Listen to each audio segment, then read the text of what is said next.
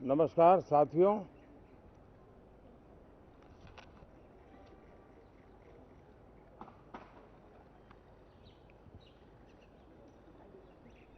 शीतकालीन सत्र है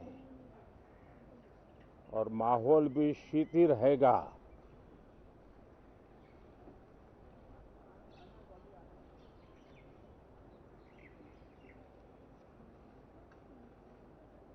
दो 2024 का ये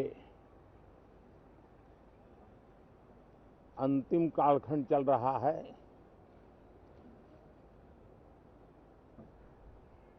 देश पूरे उमंग और उत्साह के साथ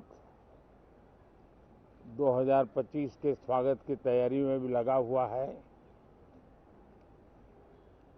साथियों, संसद का ये सत्र अनेक प्रकार से विशेष है और सबसे बड़ी बात है हमारे संविधान के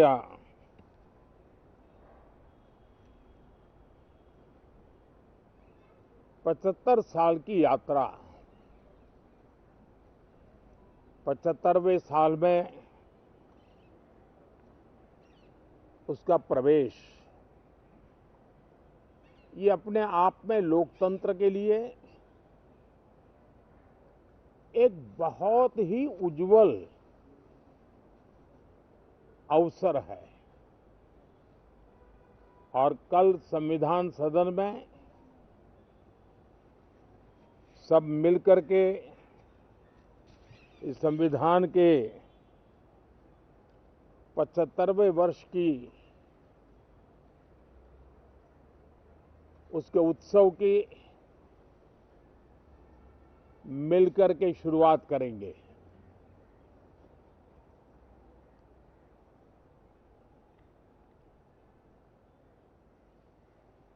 संविधान निर्माताओं ने संविधान निर्माण करते समय एक एक बिंदु पर बहुत विस्तार से बहस की है और तब जाकर के ऐसा उत्तम दस्तावेज हमें प्राप्त हुआ है। और उसकी एक महत्वपूर्ण इकाई है हमारी संसद। हमारे सांसद भी और हमारी संसद भी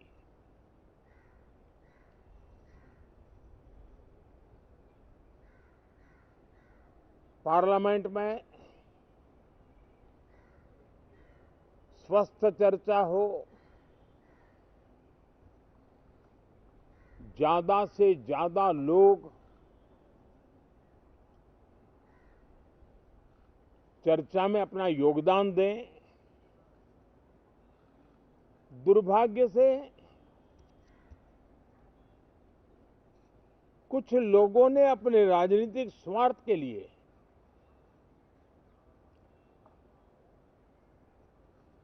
जिनको जनता ने अस्वीकार किया है, वे संसद को भी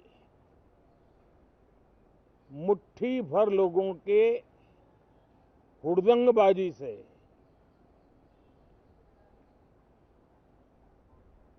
कंट्रोल करने का लगातार प्रयास कर रहे हैं। उनका अपना मकसद तो संसद की गतिविधि को रोकने से ज्यादा सफल नहीं होता है और देश की जनता उनके सारे व्यवहारों को काउंट करती है और जब समय आता है तो सजा भी देती है।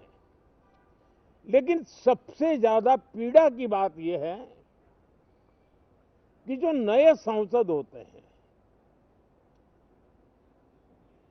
नए विचार, नई ऊर्जा लेकर के आते हैं और ये किसी एक दल में नहीं, सभी दल में आते हैं।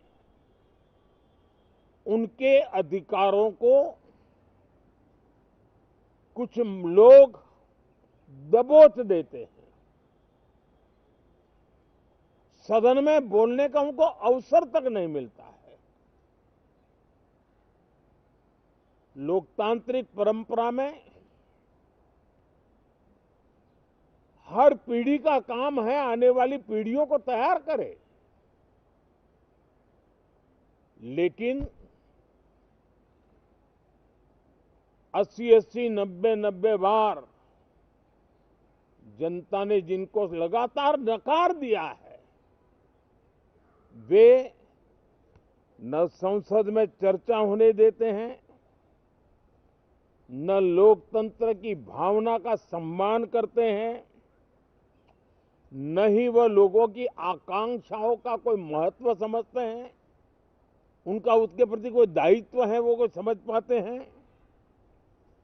और उसका परिणाम है वो जनता की उम्मीदों पर कभी भी खरे नहीं उतरते हैं और परिणाम स्वरूप जनता को बार बार उनको रिजेक्ट करना पड़ रहा है। साथियों, ये सदन लोकतंत्र की 2024 के पार्लियामेंट के चुनाव के बाद देश की जनता को अपने अपने राज्यों में कुछ स्थानों पर अपनी भावना, अपने विचार, अपनी अपेक्षाएं प्रकट करने का अवसर मिला है। उसमें भी 2024 के लोकसभा के चुनाव के नतीजों को और अधिक ताकत दी गई है राज्यों के द्वारा, और अधिक बल प्रदान किया गया है, और अधिक समर्थन का व्याप बढ़ा है। और लोकतंत्र की यह शर्त है कि हम जनता जनार्दन की भावनाओं का आदर करें, उनकी आशा अपेक्षाओं पर खरा उतरने के लिए दिन रात मेहनत करें। मैं बार बार खास करके विपक्ष के साथियों से आग्रह करता रहा हूं, और कुछ विपक्ष बहुत जिम्मेदारी से व्यवहार करते भी हैं। उनकी भी इच्छा रहती है कि सदन में सुचारू रूप से काम हो, लेकिन लगातार जिनको जनता ने नकार दिया है, वे अपने साथियों की बात को भी दबोच देते थे, उनकी भावनाओं का भी अनादर करते हैं, लोकतंत्र की भावनाओं का अनादर करते हैं। मैं आशा करता हूं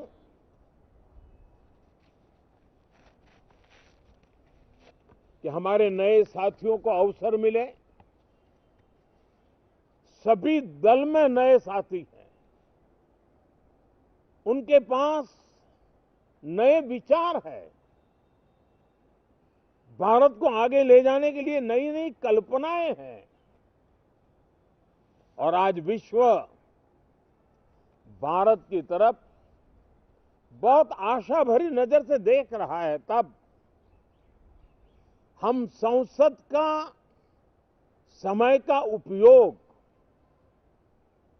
वैश्विक स्तर पर भी भारत के आज जो सम्मान बढ़ा है, भारत का प्रति जो आकर्षण बढ़ा है, उसको बल प्रदान करने वाला हमारा व्यवहार रहना चाहिए।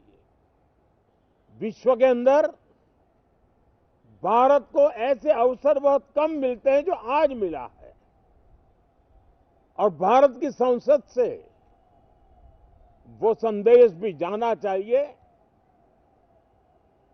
कि भारत के मतदाता उनका लोकतंत्र के प्रति समर्पण, उनका संविधान के प्रति समर्पण, उनका संसदीय कार्य पद्धति पर विश्वास, संसद में बैठे हुए हम सबको जनता जनार्दन की इन भावनाओं पर खरा उतरना ही पड़ेगा। और समय की मांग है, हम अब तक जितना समय गंवा चुके हैं उसका थोड़ा पश्चाताप करें और उसका परिमार्जन करने का उपाय यही है कि हम बहुत ही तंदुरुस्त तरीके से हर विषय के अनेक पहलुओं को संसद भवन में हम उजागर करें। आने वाली पीढ़ियां भी पढ़ेगी उसको, उसमें से प्रेरणा लेगी।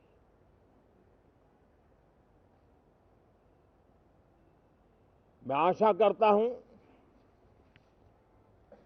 कि ये सत्र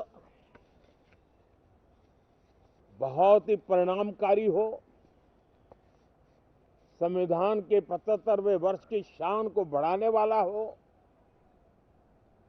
भारत की वैश्विक गरिमा को बल देने वाला हो, नए सांसदों को अवसर देने वाला हो, नए विचारों का स्वागत करने वाला हो। इसी भावना के साथ मैं फिर एक बार सभी माननीय सांसदों को उमंग और उत्साह के साथ इस सत्र को आगे बढ़ाने के लिए निमंत्रित करता हूं, स्वागत करता हूं। आप सब साथियों का भी बहुत बहुत धन्यवाद।